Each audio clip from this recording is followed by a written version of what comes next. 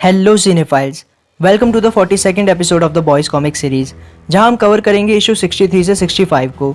तो ये एपिसोड एक तरह से बॉयज़ कॉमिक का फिनाले है और नेक्स्ट वॉल्यूम कंक्लूजन है। तो वीडियो को एंड तक ज़रूर देखना। साथ ही अगर आप चैनल पर नए हैं तो उसे सब्सक्राइब करके बेल आइकन को भी दबा देना। तो चलिए वीडियो को स्टार्ट करते हैं। वेट, आगे बढ़ने से पहले एक चीज़ मैं आप लोगों से जानना चाहूँगा। तो इस एपिसोड के बाद बॉयज़ कॉमिक के सिर्फ 2 ही वॉल्यूम्स बच जाएंगे और हमारी ये बॉयज़ कॉमिक सीरीज़ कंप्लीट हो जाएगी। तो आप लोग कमेंट्स में बताइएगा कि इस कॉमिक सीरीज़ के बाद आप कौन सी कॉमिक सीरीज़ देखना चाहेंगे। ऑलरेडी कई लोगों ने इनविंसिबल, प्रीचर और बैटमैन की कुछ स्टोरी लाइन्स को कवर करने की रिक्वेस्ट मुझे दी है, बट जहाँ मेजॉरिटी रहेगी वही कॉमिक हम स्टार्ट करेंगे। तो फिलहाल आप कमेंट्स में अपनी चॉइस मुझे बताइएगा और जो भी ऑप्शन मुझे कमेंट्स में सबसे ज़्यादा मिलेंगे उनमें से टॉप 3 या 4 ऑप्शन को मैं कल एक पोल में डाल दूंगा और फिर उस पोल के अकॉर्डिंग हम अपनी नेक्स्ट सीरीज स्टार्ट करेंगे। तो कमेंट ज़रूर कीजिएगा। अब फाइनली हम ये एपिसोड स्टार्ट करते हैं। तो जैसा आपको याद होगा, लास्ट एपिसोड के एंड में होमलैंडर कॉल पर बात करते हुए किसी को रेडी होने के लिए कह रहा था, साथ ही ये भी कि वो अगले दिन उनसे वॉशिंगटन डीसी में ही मिलेगा। तो उस सीन में एक्चुअली होमलैंडर ओ फादर से बात कर रहा होता है और होमलैंडर के प्लान के अकॉर्डिंग अब सभी सूप्स व्हाइट हाउस की तरफ जा रहे होते हैं और ये नज़ारा व्हाइट हाउस में बैठी वॉर्ड की रिप्रेजेंटेटिव भी देख रही होती है। पर सीन यहाँ चेंज होता है और हम चलते हैं ह्यूई के पास, जहाँ बुचर ए ट्रेन को पकड़कर उसके सामने लाया होता है।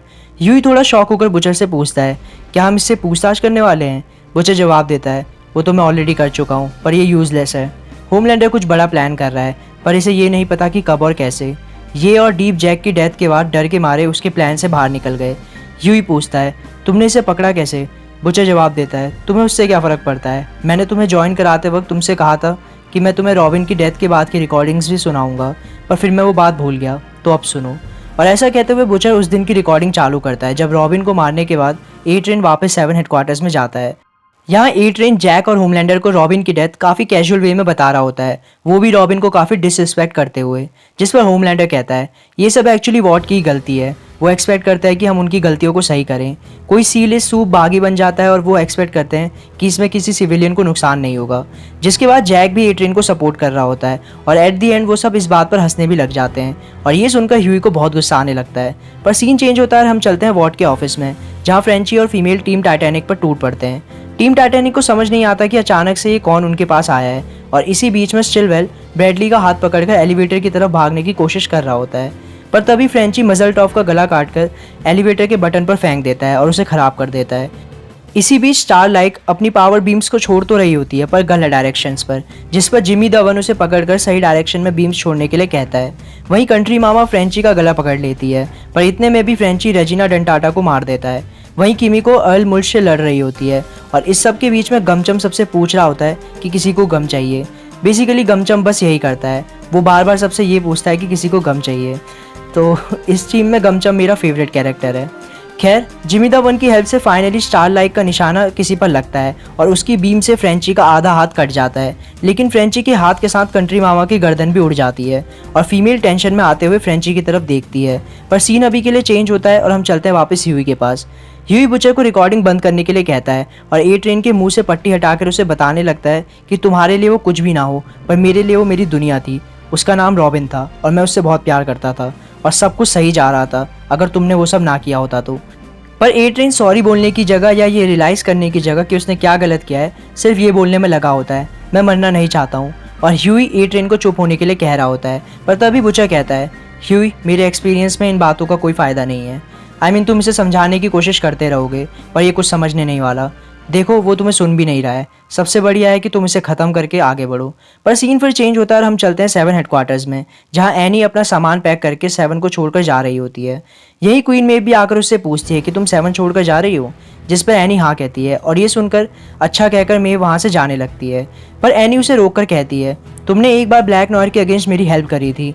अब मुझे पता है कि तुम ये कहोगी कि उस बात को अपने सर पर मत चढ़ाओ, पर मैं फिर भी ये कहना चाहूँगी कि शायद इन सभी लेयर्स के अंदर कोई अच्छी इंसान अभी भी छुपी हुई है। मैं तुमसे यही कहना चाहूँगी कि तुम भी मेरे साथ चलो। अगर तुम्हें लगता है कि अभी भी यही जगह तुम्हारे लिए है तो तुम्हारी मर्जी, अदरवाइज। पर इतने में मेव जवाब देती है, तुम्हारे लिए कहना आसान है, तुम्हारे पास कोई अपना है। जिस पर एनी जवाब देती है, एक्चुअली मैं 100% इस बारे में श्योर नहीं हूँ, क्योंकि वो आजकल थोड़ा अजीब बिहेव कर रहा है, पर हाँ मुझे लगता है कि मुझे इतना रिस्क तो लेना ही होगा। और ये सुनकर मेव भी कुछ सोचने लग जाती है। पर सीन फिर चेंज होता है और हम चलते हैं वापस वॉट के ऑफिस में। फ्रेंची का आधा हाथ कटने की वजह से वो काफ़ी दर्द में होता है और फीमेल ये सब देखकर शॉक में बस खड़ी हो जाती है। इतने में ही जिमी द वन कहता है, ड्राई हम बस ऐसे ही खड़े मत रहो, जाकर उस लड़की को भी मारो। और फीमेल ये सुनकर इतने गुस्से में आ जाती है कि वो ड्राई हम का आर्मर तोड़कर उसके पूरे रिब केज को बाहर निकाल देती है। और ये देखने के बाद स्टिलवेल कहता है बस अब रुक जाओ। फ्रेंची कहता है हाँ तुम तो ये कहोगे ही। स्टिलवेल शांत रहते हुए आगे कहता है टीम टाइटैनिक अब कोई और लड़ाई नहीं करेगी, मेडिकल पर्सनल रास्ते में है और वो तुम्हारी चोटों पर काम करेंगे। इसके बाद स्टिलवेल फ्रेंची से कहता है मैं बिना किसी डिले के बुचर से बात करना चाहता हूँ और मैं ये क्लियर करना चाहता हूँ कि मैं डर के सरेंडर नहीं कर रहा हूँ, पर मुझे लगता है कि तुम्हारे और हमारे लोग किसी अफवाह के शिकार बने हैं। तुमने ये जो अटैक किया ये हम पर तुम्हारे तरफ से अटैक था या किसी अटैक के जवाब में पलटवार। फ्रेंची इस बात पर काफ़ी कंफ्यूज हो जाता है क्योंकि वो और बॉयज स्टॉपकॉक की बातों में आकर अभी तक ये मान रहे थे कि पैरालैक्टिक टीम को स्टिलवेल ने ही भेजा था। पर स्टिलवेल कहता है मैंने तुम्हारे अगेंस्ट किसी तरह का एक्शन नहीं लिया है, अगर तुम पर कोई अटैक हुआ है तो उसमें मेरी कोई भागीदारी नहीं है। मुझे ये डाउट है कि किसी और ने वॉट और बॉयज़ को आपस में भिड़वाया है ताकि हम आपस में उलझे रहें और वो अपने प्लान को आगे बढ़ा सके। आई बिलीव कि ये सब हम सबके म्यूचुअल इंटरेस्ट में है कि हम पता करें कि किसने ये सब किया है। मैं एक ट्रूस ऑफर कर रहा हूँ, हम नेगोशिएशन करेंगे और तुम्हें मेडिकल हेल्प भी देंगे। अगर तुम्हें लगता है कि मैं कुछ भी गलत कर रहा हूँ तो तुम्हारी साथी हम पर अटैक कर ही सकती है। ये सब सुनकर ब्रैडली भी घबराई हुई होती है, पर स्टिलवेल अभी भी बिल्कुल काम होता है और फीमेल और फ्रेंची भी एक दूसरे की तरफ देखकर सोचने लग जाते हैं। और हम देखते हैं कि फीमेल फ्रेंची के लिए काफ़ी टेंशन में होती है क्योंकि जैसा हमने पहले भी देखा है फीमेल का इस दुनिया में फ्रेंची के अलावा और कोई नहीं है। और फीमेल की चिंता को देखकर फ्रेंची इस ट्रूस या संधि के लिए मान जाता है और सीन चेंज होता है और हम चलते हैं वापस ह्यूई के पास, जो इतना सब सुनने के बाद भी अभी ए ट्रेन को मानना नहीं चाहता है। पर बुचर भी हार मानने वालों में से नहीं है। वो एक और रिकॉर्डिंग चालू करता है और इस बार वो रिकॉर्डिंग जो स्टारलाइट यानी एनी को 7 में रिक्रूट करने के लिए चूज़ करते टाइम की होती है। ह्यूई को समझ आ जाता है कि बुचर बस उसे उकसाने की कोशिश कर रहा है और वो रिकॉर्डिंग को बार बार रोकने के लिए कहता है, पर बुचर नहीं मानता। तो इस रिकॉर्डिंग में होमलैंडर, जैक और ए ट्रेन लैम्प लाइटर की रिप्लेसमेंट डिस्कस कर रहे होते हैं, जिसमें वो चाहते हैं कि कोई लड़की ही आए ताकि वो उससे मज़े ले सके। इसमें वो क्रिम्सन काउंटेस और दूसरी कई फीमेल सूप्स की बात पहले करते हैं और फिर आखिरी में एनी को देखकर कहते हैं ये देखो ये है यंग अमेरिकन से स्टारलाइट, क्या लगता है कि ये टॉप तक पहुँचने के लिए क्या क्या करने को रेडी हो जाएगी। ये सुनकर ह्यूई का गुस्सा 7वें आसमान पर पहुंच जाता है और बुचर रिकॉर्डिंग रोक कर कहता है आखिरी बार कह रहा हूँ दोस्त, ये हमें कुछ नहीं समझते हैं। ह्यूई ए ट्रेन की तरफ मुड़ता है और उसे गालियाँ देकर एक जोर की किक मारता है, इतनी ज़ोर से कि ए ट्रेन की गर्दन ही उड़ जाती है। और ये देखने के बाद बुचर फाइनली रिलीव्ड होता है क्योंकि वो जैसा चाहता था ह्यूई ने वैसा ही कर दिया था। और इसी के साथ आई थिंक कॉमिक्स के सबसे बेशरम और सेल्फिश सूप ए ट्रेन का किस्सा ख़त्म हो जाता है। पर मौत का सिलसिला तो अभी बस चालू ही हुआ है क्योंकि इसके बाद हम चलते हैं 7 हेडक्वार्टर्स में। यहाँ क्वीन मेव फाइनली एनी की बात मानकर उसके साथ 7 को छोड़कर जा रही होती है, पर तभी होमलैंडर पूछता है कहीं जा रहे हो। मेव कहती है तुम्हें उससे क्या मतलब। होमलैंडर जवाब देता है मेरा एक प्लान चालू है जिसके बारे में तुमने ऑलरेडी सुन भी लिया होगा। मेव जवाब देती है पर हमारे जाने का उससे कुछ लेना देना नहीं है। पर होमलैंडर कहता है नहीं ये पर्सनल है, तुम्हें पता है मैं तुम्हारे साथ क्या करने वाला हूँ। इतने में ही मेव का सर्वेंट भी वहाँ आ जाता है और कहता है माई लेडी ध्यान से, होमलैंडर बुरा बन चुका है पर मैं आपको प्रोटेक्ट करूँगा, तो इस सर्वेंट की लॉयल्टी तो माननी पड़ेगी। क्वीन मेव उस सर्वेंट का गला पकड़कर उसे होमलैंडर की तरफ फेंक देती है और वो सर्वेंट कहता है यस मोस्ट वंडरफुल वुमन, मुझे अपने लिविंग वेपन की तरह यूज़ करो। पर ऑब्वियसली वो सर्वेंट होमलैंडर का कोई मैच नहीं था और वो सर्वेंट होमलैंडर के चेस्ट से टकराकर पूरा क्रश होकर वहीं मर जाता है। और इसके बाद मेव एनी को भी पकड़ती है, पर एनी को वो होमलैंडर से बचाकर 7 हेडक्वार्टर्स के बाहर फेंक देती है और खुद अपनी तलवार लेकर होमलैंडर पर अटैक कर देती है। पर उससे होमलैंडर को कुछ नहीं होता है और उसकी तलवार भी टूट जाती है। होमलैंडर कहता है वो बस एक मेटल प्रॉफ था, बेवकूफ़ औरत। और इसके बाद हमें दिखाया तो नहीं जाता पर अपेरेंटली होमलैंडर मेव का गला काट देता है क्योंकि एनी जब बाहर गिरी रही होती है तो उसके पास से मेव का कटा हुआ गला जाता है और एनी डर के मारे वहाँ से और तेज़ी से भाग जाती है। और इसके साथ ही क्वीन मेव का किस्सा भी ख़त्म हो जाता है। तो ऑलरेडी 7 के 3 मेंबर्स ऑलरेडी यहाँ पे मर चुके हैं। खैर सीन चेंज होता है और हम चलते हैं वापस बॉयज़ के ऑफिस में, जहाँ वो न्यूज़ में देख रहे होते हैं कि व्हाइट हाउस और पेंटागन दोनों को ही सूप्स ने घेर लिया होता है और एमएम और बुचर को ये लग रहा होता है कि ये सब भी वॉट ही करा रहा है। तभी बुचर के पास फ्रेंची का कॉल आता है और बुचर को लगता है कि फ्रेंची ने स्टिलवेल को मार दिया है। बुचर कॉल उठाकर कहता है ऑल डन फ्रेंची। फ्रेंची जवाब देता है नहीं एक्चुअली एक नई डेवलपमेंट हुई है। बुचर टेंशन में आकर पूछता है तुम ठीक हो। फ्रेंची जवाब देता है मैं बस थोड़ा हल्का हो गया हूँ, पर वैसे ठीक हूँ। एक्चुअली कोई है जो तुमसे बात करना चाहता है। और फिर दूसरी तरफ से आवाज़ आती है मैं वॉट अमेरिकन कॉरपोरेशन से जेम्स स्टिलवेल बात कर रहा हूँ। तो यहाँ आपको रियलाइज़ हुआ हो तो एक्चुअली कॉमिक्स में पहली बार स्टिलवेल ने अपना नाम किसी को खुद से बताया है और बुचर और बॉयज़ भी अभी तक उसे बस वॉट के आदमी के नाम से ही जानते थे। पर अब फाइनली स्टिलवेल खुलकर सामने आता है। स्टिलवेल कहता है तुम्हारे लोगों को इलाज के बाद छोड़ दिया जाएगा होमलैंडर ने हमारा नाम लेकर खुद पैरालिटिक टीम को अटैक के लिए भेजा था। उसका प्लान ये था कि तुम हम पर पलटवार करोगे, जिससे दोनों साइड्स बिजी रहेंगी और वो अपना प्लान पूरा कर पाएगा। बुचर कहता है, इसका प्रूफ? स्टिलवेल जवाब देता है, पैरालिटिक बस एक जोक थे, वो कॉपी के भी कॉपी हैं। बुचर पूछता है, तो होमलैंडर क्या करने की सोच रहा है? स्टिलवेल जवाब देता है, ये अभी क्लियर नहीं है। उसने हमारे नाम पर बाकी ज़्यादातर सूप्स को भी अपने तरफ कर लिया है, ये कहकर कि वो प्रेसिडेंट न्यूमैन के लिए एज अ सपोर्टिंग फोर्स मौजूद रहेंगे। हालांकि हमारे ऐसे कोई भी प्लान नहीं है, क्योंकि उसकी बात को पूरा करते हुए बुचर कहता है, क्योंकि विक ऑलरेडी तुम्हारे कंट्रोल में है। हमें ये तो पता था कि होमलैंडर कुछ प्लान कर रहा है, उसे ये भी पता था कि तुम डकोटा को हटाने का प्लान कर रहे हो। जिस पर स्टिलवेल कहता है, मैंने ही हीरोगैज़म में उसे ये बताया था, क्लियरली मेरी तरफ से ये टेक्निकल मिस्टेक थी, मैंने तुम्हें ये सब ट्रस्ट करके बताया है। तो बुचर उसकी बात को काट कर कहता है, मुझे लगा था तुम अपना कचरा खुद साफ कर सकते हो। स्टिलवेल कहता है, हाँ, पर उसके लिए तुम्हें तुम्हारी टीम को शांत बैठाना होगा। पर बुचर जवाब देता है, ऐसा तो नहीं होने वाला, और हाँ, अगर 1 घंटे में फ्रेंची और फीमेल का अपडेट मुझे नहीं मिला तो मैं खुद तुम्हें मारने आ जाऊँगा, तो उनका ध्यान रखना, बाय। और ऐसा कहकर बुचर फ़ोन काट कर एमएम से कहता है, हमारे पास जो भी एविडेंसेस है सबको हर चैनल और हर साइट पर डाल दो, 9/11, गोडॉल्किन, सब कुछ। एमएम पूछता है, होमलैंडर की पिक्चर्स भी? बुचर कहता है, स्पेशली वही। ह्यूई पूछता है, तुम क्या करने वाले हो? बुचर जवाब देता है, मैं वॉशिंगटन जा रहा हूँ, तुमने अपना बदला ले लिया है ह्यूई, अब मेरी बारी। और इसके साथ सीन थोड़ा फास्ट फॉरवर्ड होता है और हम देखते हैं कि एमएम को लेजेंड से पासवर्ड मिलने के बाद कुछ पता चलता है। पर अभी के लिए सीन कट होता है एक प्लेन में, जिसमें ह्यूई और बुचर बैठे होते हैं।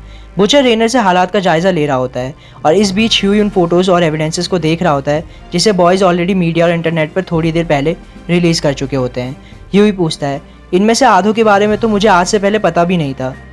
बुचर जवाब देता है, हाँ, इनमें से कुछ तो बस हमने मज़े के लिए ले रखे थे। मैंने अभी रेनर से बात करी है, उसने बताया कि अभी व्हाइट हाउस से कम्युनिकेशन कट गया है, तो हमें नहीं पता कि वहाँ हम किस किस से भिड़ने जा रहे हैं, और रेनर खुद अपने बंकर में आराम और सेफ बैठी होगी। जिस पर ह्यूई कहता है, जो मैं न्यूज़ पर देख रहा हूँ उसके अकॉर्डिंग वॉशिंगटन में सूप्स ही सूप्स भर गए हैं। बुचर कहता है, हमें मेन 7 की चिंता करनी है और इसलिए मैंने एमएम को ऑफिस में ही कुछ और जानकारी इकट्ठा करने के लिए रोक दिया है। तो अभी बुचर और ह्यूई व्हाइट हाउस की तरफ जा रहे हैं, जबकि फ्रेंची और फीमेल वार्ड के ऑफिस में है। और जैसा अभी बुचर ने बताया कि उन्होंने अभी एमएम को ऑफिस में ही छोड़ा हुआ है। खैर, बुचर थोड़ा सीरियस होकर आगे कहता है, मैंने अभी तक जो भी तुम्हारे साथ किया वो तुम्हें टफ बनाने के लिए किया ह्यूई, क्योंकि अगर तुम टफ नहीं बने तो ये क्रूअल दुनिया तुम्हें जिंदा खा जाएगी और मैं नहीं चाहता कि तुम्हें कभी कोई नुकसान पहुंचा पाए। और ये सुनकर ह्यूई सोच में पड़ जाता है कि बुचर उसके बारे में इतना सोचता है। और आप अगर बुचर के पॉइंट ऑफ व्यू से देखें तो अब टेरर के भी जाने के बाद ह्यूई एक ऐसा बचा है जिसकी वो थोड़ी बहुत केयर करता है। इसके अगले सीन में हम देखते हैं कि स्टिलवेल अपने ऑफिस से उन सभी इमेजेस को देख रहा होता है जिसे बॉयज़ ने रिलीज़ कर दिया होता है। इसमें 9/11 से लेकर होमलैंडर की वो पिक्चर्स, क्वीन मेव और जैक की पिक्चर्स और भी बहुत कुछ होता है। और स्टिलवेल ये सब देख ही रहा होता है कि तभी वो देखता है कि उसकी खिड़की के सामने होमलैंडर एक ईविल से स्माइल और अपनी लेज़र आइज चमकाते हुए खड़ा होता है। पर स्टिलवेल डरने की जगह खिड़की को खोल कर कहता है, ये खिड़कियाँ पूरी नहीं खुलती तो तुम्हें इसे तोड़ कर आना होगा, पर इसे चुपचाप तोड़ने की कोशिश करना, क्योंकि अभी मुझे मेरी लाइफ का सबसे बड़ा सरदर्द हो रहा है। और ये सुनकर होमलैंडर भी वियर्ड सा फील करता है।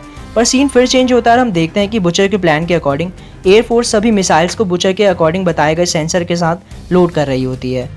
यही इन ऑफिसर्स की बातों से हमें यह भी पता चलता है कि इन सभी मिसाइल्स को डिप्लीटेड यूरेनियम से कोट किया गया है, क्योंकि डिप्लीटेड यूरेनियम आर्मर्स को भी भेद कर अपने शिकार को मार सकता है। यानी ये मिसाइल सूप्स पर भी काम करेंगी।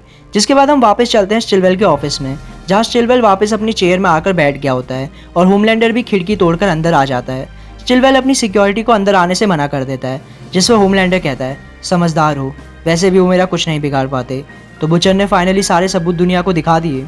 जिस पर स्टिलवेल कहता है, सिर्फ वॉशिंगटन में तुम्हारी नॉनसेंस की वजह से। मैं तुम्हें बताना चाहता हूँ कि तुमने कितने सालों की हमारी मेहनत वेस्ट कर दी है, पर मुझे नहीं लगता कि तुम्हें उससे वैसे भी कोई फ़र्क पड़ने वाला है। जिस पर होमलैंडर कहता है, अच्छा, और तुम कौन सा हम सूप्स को हमेशा रखने वाले थे? विक के प्रेसिडेंट बनने के बाद तुम डिफेंस कॉन्ट्रैक्ट्स निकाल कर हमें वैसे भी रिप्लेस करने ही वाले थे। पर ये सब सुनकर भी स्टिलवेल अपना आइकॉनिक फेस बनाकर रखता है और बिल्कुल नहीं डरता, जिसे देखकर होमलैंडर कहता है, मैं तुम्हारे हाथ पैर तोड़कर जान से तुम्हें मारने वाला हूँ और तुम अभी भी इतने काम हो। आई थिंक फाइनली मैं एक असली सुपर ह्यूमन से मिल रहा हूँ। स्टिलवेल पूछता है, क्यों? क्योंकि तुम कभी मुझे इंप्रेस नहीं कर पाए इसलिए? इस बारे में सोचो, तुमने आज तक कुछ भी ऐसा ओरिजिनल या इंटरेस्टिंग किया है जो नॉर्मल इंसान नहीं कर पाते अगर उन्हें तुम्हारी जितनी पावर्स दी जाती तो? और इसके बाद क्या, फिर से किसी एयरलाइन को गिराओगे या किसी फैमिली को फेंकोगे? तुम बस एक बिगड़े हुए और साइको बच्चे हो। चलो, मैं ही तुम्हारा काम कर देता हूँ और खुद यहाँ से छलांग मारकर मर जाता हूँ। होमलैंडर स्टिलवेल को डराने की कोशिश करते हुए कहता है, तुम्हें लगता है मुझे तुम्हें इंप्रेस करने की ज़रूरत है?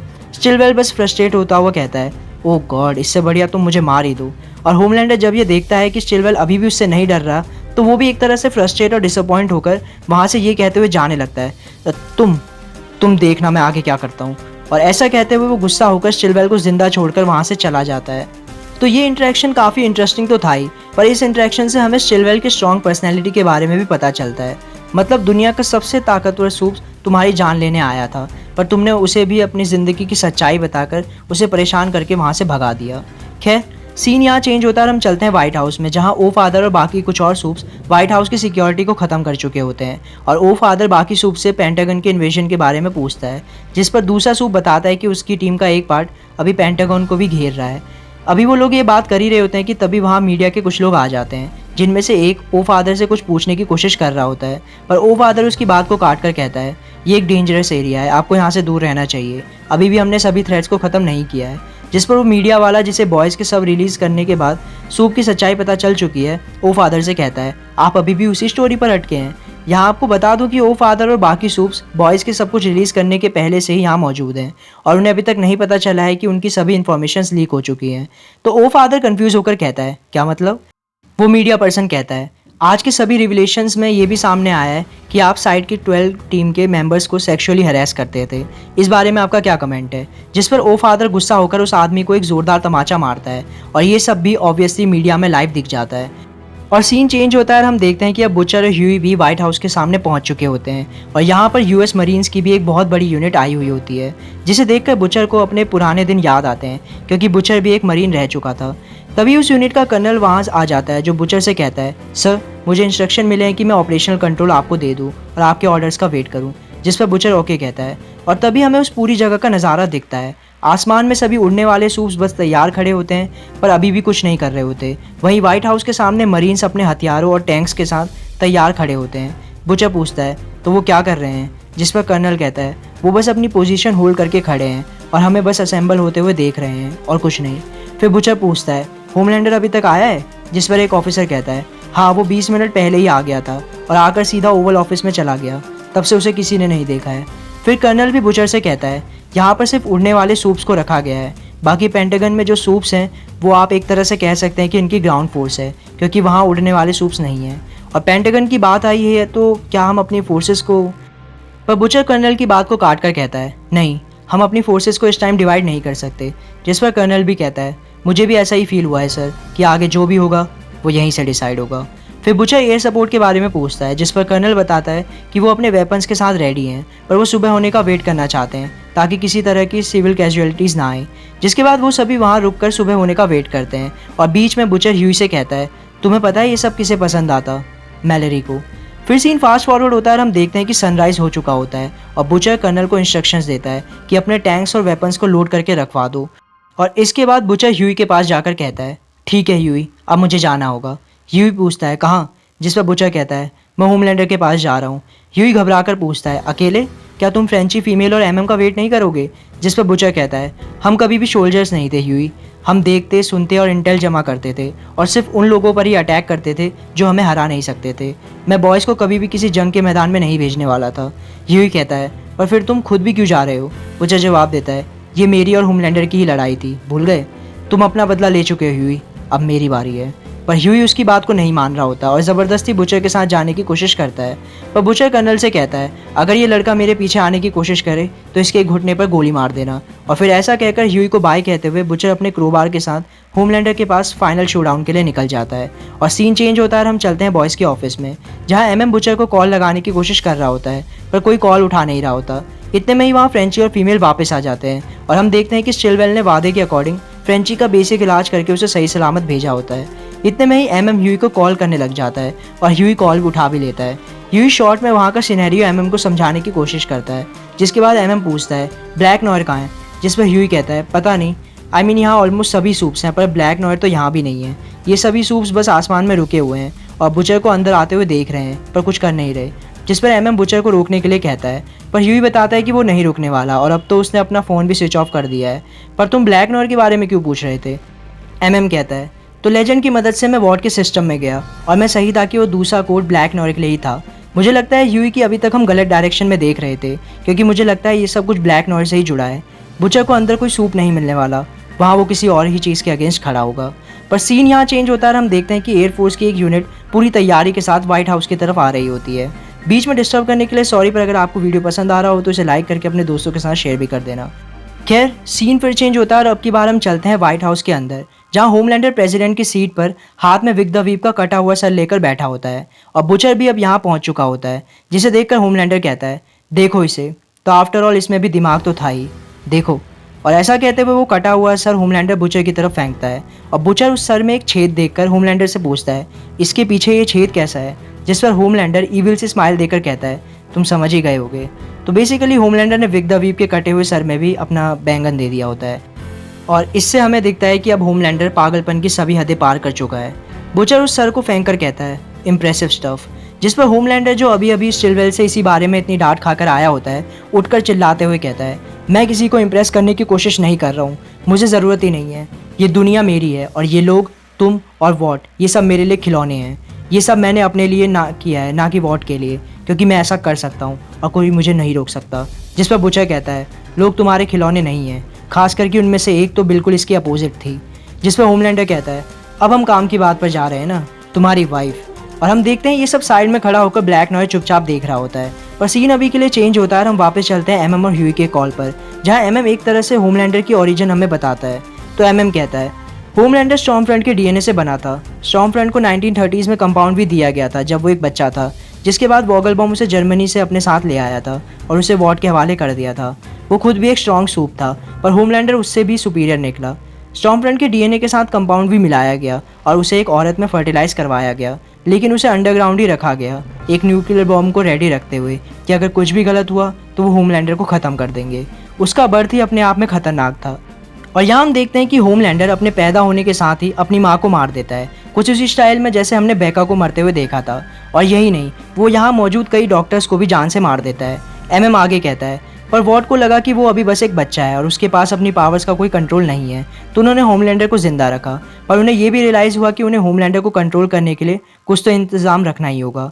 न्यूक्लियर बॉम्ब ज़रूर एक ऑप्शन था, पर वो प्रैक्टिकल नहीं था। जिस पर ह्यूई कहता है, तुम्हारा मतलब ब्लैक नॉयर?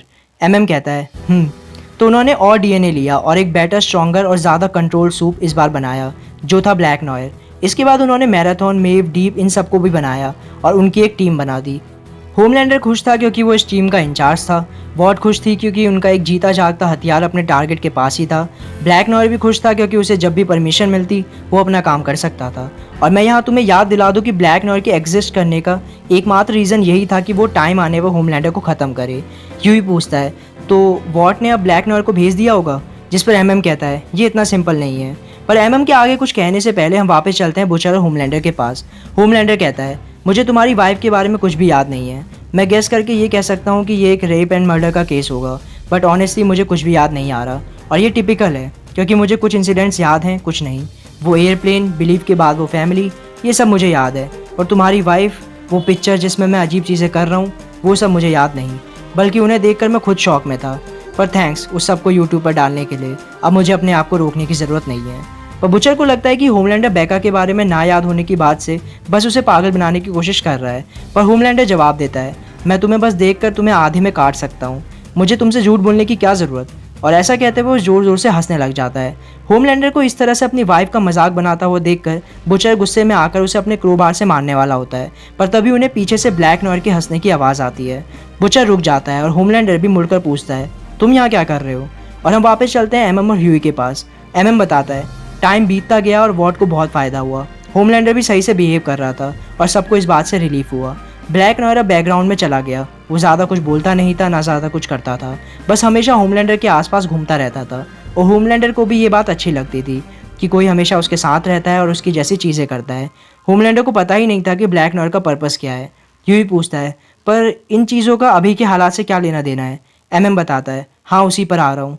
तो एक दिन अचानक से हमारे पास होमलैंडर की वो फ़ोटोज़ आती है।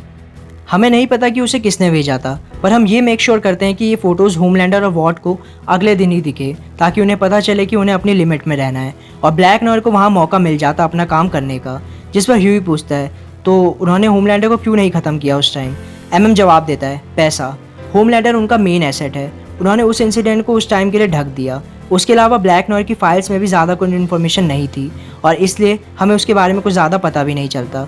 बस उसके सवाल हमारे पास रह जाते हैं, जैसे 9/11 के दिन वो इतने ऊपर से गिरने के बाद भी कैसे बच गया, हीरोगैज़म में उसने तुम्हें हरेस क्यों किया और बाकी सूप्स को हमारे बारे में क्यों नहीं बताया, और कैसे एक प्लेन को क्रैश करवा के उससे लगी आग में चलते हुए भी उसने कोई रिएक्शन तक नहीं दिया। और मैंने इस बारे में सोचा और बहुत सोचा, और मुझे रियलाइज़ हुआ कि मे बी होमलैंडर से ज़्यादा हमें किसी और पर नज़र रखने की ज़रूरत थी।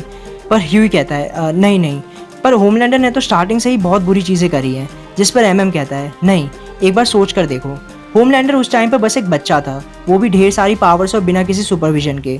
और अब ये सोचो कि तुम ब्लैक नॉयर हो जिसकी ज़िंदगी का बस एक ही काम है, सिर्फ एक ही काम, और वो होमलैंडर को मारना। पर तुम्हें रियलाइज़ होता है कि वो तुम्हें ऐसा करने का मौका ही नहीं दे रहा है, तो ये पॉसिबल नहीं है कि तुम खुद को ऐसा करने की कोशिश करो जिससे तुम्हें वो मौका मिल जाए। ब्लैक नॉयर के पास इतनी पावर्स हैं पर वो उसे यूज़ नहीं कर सकता। वो एक ऐसा असैसिन है जो हमेशा अपने टारगेट के साथ रह रहा है। यूही कहता है नो वेट, फ़र्क नहीं पड़ता कि ब्लैक नॉयर मेंटल है या नहीं, क्योंकि होमलैंडर तो डेफिनेटली है। वो उन फोटोज़ में जो कर रहा है, उसके अलावा उसने बुचर की वाइफ के साथ जो किया। एमएम कहता है हाँ, पर क्या तो हम श्योर हैं कि वो होमलैंडर ही था? यूही कहता है मतलब? एमएम बोलता है मैं इस बारे में सोच रहा था ब्लैक नॉयर की पिक्चर को घूरते हुए, सिर्फ एक काला मास्क, और अचानक से मुझे वो बात ध्यान आई जो मेव की फाइल में मेंशन थी, जिसे तुम चुरा कर लाए थे। याद है कैसे उस ट्रांसक्रिप्ट में होमलैंडर ने मेंशन करा था कि वो और ब्लैक नॉयर सेम साइज़ और शेप के हैं। और यहाँ से सीन चेंज होता है और हमें सबसे बड़ा रिवील पता चलता है। अब तक आप में से मोस्टली लोगों को ये ऑलरेडी इधर उधर से पता चल गया होगा, पर जिन्हें नहीं पता उनके लिए here comes the big reveal. Black Noir Homelander का क्लोन है। ब्लैक नॉयर हंसते हुए कहता है मैंने वो सब चीज़ें करी थी, मैंने तुम्हारा वो घटिया सूट पहना और वो सब चीज़ें करी, बहुत सारी चीज़ें जो मज़ेदार थी, डरावनी थी, पर मुझे वो करते रहना पड़ा। तो बेसिकली बेका के साथ जो हुआ और उसके अलावा जो कुछ भी होमलैंडर को याद नहीं आ रहा था, वो एक्चुअली होमलैंडर ने कभी किया ही नहीं था, बल्कि ब्लैक नॉयर ने किया था। होमलैंडर जो इस सबसे पूरी तरह से शॉक में था कहता है ओ माई गॉड, मतलब उन फोटोज़ में भी? ब्लैक नॉयर हंसते हुए कहता है मैंने वो फ़ोटोज़ ली थी, क्लिक क्लिक क्लिक। होमलैंडर पूछता है पर क्यों? ब्लैक नॉयर अपनी टूटी हुई भाषा में ही कहता है मुझे तुम्हें मारने को बोला था, पर ऐसा करने नहीं दे रहे थे। इतने टाइम तक मैं इतना अकेला, इतना डरा हुआ, इतना एक्साइटेड था, इसलिए मैंने तुम्हारा घटिया सूट डाला, अपना कैमरा लिया और उन पिक्चर्स को लिया, पर वो बहुत डरावनी थी, इसलिए मैंने उन्हें अपने पास ही रखा सही टाइम आने के लिए। फिर मैंने इसके बारे में सुना, और ऐसा कहते हुए नॉयर बुचर की तरफ इशारा करता है मेरी पिक्चर्स इसे भेजी, इसे पता था क्या करना है। ये सच जानने के बाद होमलैंडर को रियलाइज़ होता है कि वो हमेशा से नॉर्मल ही था, पर ब्लैक नॉयर का उसका भेज लेकर ये सब काम करने पर होमलैंडर को ऐसा लग रहा था कि वो साइको हो गया है, और इसलिए वो और गलत चीज़ें करता चला गया। होमलैंडर कहता है मैं हमेशा डरा हुआ था, क्योंकि मैं ऐसा कुछ करता ही नहीं अगर मैं ये नहीं सोचता कि मैं ऑलरेडी। ओ माई गॉड, तुम्हें पता है इसका क्या मतलब है? जिस पर बुचर उसकी बात को पूरा करते हुए कहता है इसका मतलब है कि तुम्हें गलती से एक साइकोपैथ बना दिया गया है। पर सीन यहाँ से चेंज होता है और अब मौत का कारवा शुरू होता है, क्योंकि हम देखते हैं कि अब एयरफोर्स व्हाइट हाउस तक पहुँच चुकी होती है। ओ फादर सबसे कहता है हम रडार में ट्रैक करने के लिए बहुत छोटे हैं, तो अगर वो हम पर कुछ फेंके तो तुम बस उससे डक करके बच जाना और फिर हम मिलकर इन्हें ख़त्म कर देंगे। पर ओ फादर को यहाँ पता नहीं है कि सूप्स को ट्रैक करने के लिए बुचर ने पहले ही एयरफोर्स को तैयार कर दिया था, और एयरफोर्स मिसाइल छोड़ना स्टार्ट करती है, और एक एक करके ओ फादर के सामने ही व्हाइट हाउस के ऊपर खड़े सभी सूप्स मर जाते हैं, और एंड में ओ फादर खुद भी मर जाता है, और आसमान से इन सूप्स का खून और बॉडी पार्ट्स गिरने लगते हैं। पर खून का सिलसिला यही नहीं रुकता, क्योंकि अगले सीन में गुस्से में आकर होमलैंडर अपनी लेजर आइज ब्लैक नॉयर पर मारता है, ये चिल्लाते हुए कि तुमने ज़िंदगी भर मुझसे झूठ बोला। पर ब्लैक नॉयर उससे बचते हुए होमलैंडर को एक ज़ोरदार पंच मारता है, इतना ज़ोरदार कि होमलैंडर का जॉ अलग हो जाता है, और इससे बुचर भी लेज़र से बार बार बचता है। और तभी बाहर से ह्यूई और मरीन्स भी ये देखते हैं कि अंदर से एक धमाका हो रहा है। बुचर भागते हुए वहाँ से बाहर आकर मरीन से कहता है तैयार रहो बॉयज़, हमें किसी भी सेकंड अटैक करना पड़ेगा। ह्यूई ने जस्ट अभी एमएम से बात पूरी करी ही होती है और वो बुचर को भी इस बारे में बता रहा होता है, पर बुचर को ऑलरेडी अंदर इस बारे में सब कुछ पता चल गया होता है, और बुचर भागते हुए खुद एक मशीन गन के पास चला जाता है। दूसरी तरफ पेंटागन में मौजूद सूप्स व्हाइट हाउस के सूप्स की हालत देख रहे होते हैं, पर कुछ देर बाद एयरफोर्स की दूसरी यूनिट पेंटागन में ही आ जाती है और वहाँ मौजूद सूप्स को भी मिसाइल की मदद से ख़त्म कर देती है, और हम देखते हैं कि व्हाइट हाउस और पेंटागन में चारों तरफ सूप्स का खून ही खून हो गया होता है। पर तभी हम देखते हैं कि ब्लैक नॉयर भी व्हाइट हाउस से बाहर आ गया होता है। उसकी आधे से ज़्यादा बॉडी होमलैंडर से लड़ने पर ख़त्म हो चुकी होती है और उसके कई ऑर्गन्स ऑलरेडी बाहर लटक रहे होते हैं, पर यहाँ उसके हाथ में हम देखते हैं कि होमलैंडर का आधा पार्ट पड़ा होता है, मतलब इसे तो आधा भी नहीं कह सकते एक्चुअली। खैर, इससे हमें ये पता चल जाता है कि ब्लैक नॉयर होमलैंडर की लड़ाई में नॉयर जीत जाता है और होमलैंडर को जान से मार देता है, और होमलैंडर का किस्सा खत्म हो चुका होता है। तभी बुचर मरीन्स को ब्लैक नॉयर पर गोलियां और तोप चलाने को कहता है और मरीन्स नॉयर पर तोप और गोलियों की बारिश कर देते हैं। लेकिन इस सब के बावजूद अभी भी नॉयर जिंदा होता है और ज़मीन पर पड़ा हुआ अपनी क्रीपी सी स्माइल दे रहा होता है। तो बुचर खुद चलकर ब्लैक नॉयर के पास जाता है और अपना क्रो बार का एक एंड उसके दिमाग में डाल देता है, जिसे देखकर ह्यूई और बाकी मरीन्स को भी डिस्गस्ट सा फील होता है। और फिर बुचर अपने क्रो बार से नॉयर का सर फाड़ कर कहता है, मैं लोगों से कहता हूँ कि ऐसे टाइम पर उन्हें जश्न बनाते हुए किसी की लाश पर नाचना नहीं चाहिए, पर इतने सालों बाद अपना बदला लेकर आज खुद मेरा वैसा ही मन कर रहा है। फिर बुचर नॉयर के दिमाग का एक हिस्सा पकड़कर उससे कहता है, मुझे उम्मीद है तुम्हारा दिमाग अभी भी चल रहा है, और अगर मैं लकी हुआ तो तुम्हारे दिमाग के इस हिस्से में वो मेमोरीज होंगी जिसमें मेरी बैकी और उसके साथ जो कुछ भी हादसा हुआ था वो मौजूद होगा। और ऐसा कहते हुए वो नॉयर के दिमाग को अपने हाथ में पिचकाकर फोड़ देता है और इसके साथ ही नॉयर भी मर जाता है और नीचे गिर जाता है। और फाइनली बुचर का बदला इतने सालों के बाद कंप्लीट हो जाता है। ह्यूई फेंस पार करके बुचर के पास जा रहा होता है, पर बुचर कहता है, मुझे कुछ देर अकेला छोड़ दो, जिस पर ह्यूई हामी भरता है। और इसके बाद हम बुचर को पहली बार रोते हुए देखते हैं। अगर आपको याद हो तो बैकी के मरने के टाइम पर भी बुचर रोया नहीं था, बस फ्रस्ट्रेटेड और बहुत गुस्सा था। पर आज बुचर रोता हुआ आसमान की तरफ देखकर कहता है, बैकी आई एम सॉरी, मुझे पता है तुम ये सब नहीं चाहती थी, ये सब मैंने खुद के लिए किया। मुझे पता है जो मैंने अपनी लाइफ के साथ किया है उससे तुम्हें बिल्कुल नफरत होगी, और तुम उससे भी ज़्यादा नफरत उस चीज़ से करोगी जो अब मैं आगे करने वाला हूँ। और इसी के साथ द बॉयज़ वॉल्यूम 11 ख़त्म हो जाता है। तो अगर आपको लग रहा है कि यहाँ बुचर और बॉयज़ की कहानी ख़त्म हो चुकी है, तो अभी तक आप बुचर के कैरेक्टर और गार्थ एनिस की राइटिंग को समझे ही नहीं है। खैर वो तो बात रही नेक्स्ट वॉल्यूम की। फिलहाल इस वॉल्यूम की बात करें तो ये वॉल्यूम मेरा सबसे फेवरेट वॉल्यूम था, सिर्फ इसलिए नहीं क्योंकि इसमें इतना एक्शन और मेन बैटल भी थी, पर इसलिए भी कि ये वॉल्यूम काफ़ी सही से मेंटेन थी। इसमें कई बहुत लंबी लैंग्वेज या बोरिंग मोमेंट्स नहीं थे। वहीं इसमें ऑलमोस्ट सभी डिटेल्स को भी कवर किया गया, सभी कैरेक्टर आर्क्स को भी अच्छे से दिखाया गया। पर यहाँ बात करें स्पेसिफिकली होमलैंडर की, तो अगर आप देखें तो एक्चुअली होमलैंडर कभी विलन था ही नहीं। वो बेचारा तो हमेशा से एक असली सुपर हीरो बनकर लोगों का प्यार चाहता था और अटेंशन चाहता था। पर पहले वॉट ने उसका बचपन बर्बाद किया, उसके बाद ब्लैक नॉयर ने उसे साइको बना दिया। उसके अलावा हमें यहाँ स्टिलवेल की स्ट्रॉन्ग पर्सनैलिटी और बुचर की सॉफ्ट साइड भी देखने को मिली। ओवरऑल ये बहुत ही बढ़िया कॉमिक वॉल्यूम था। तो फिलहाल आप कमेंट्स में बताना कि एंड में आप होमलैंडर के कैरेक्टर के बारे में क्या सोचते हैं। क्या वो अभी भी आपको विलन ही लगता है या आपको लगता है कि उसके साथ बस बुरा हुआ। तो आज के लिए बस इतना ही। So thank you for watching Cinephiles. मिलते हैं नेक्स्ट वीडियो में।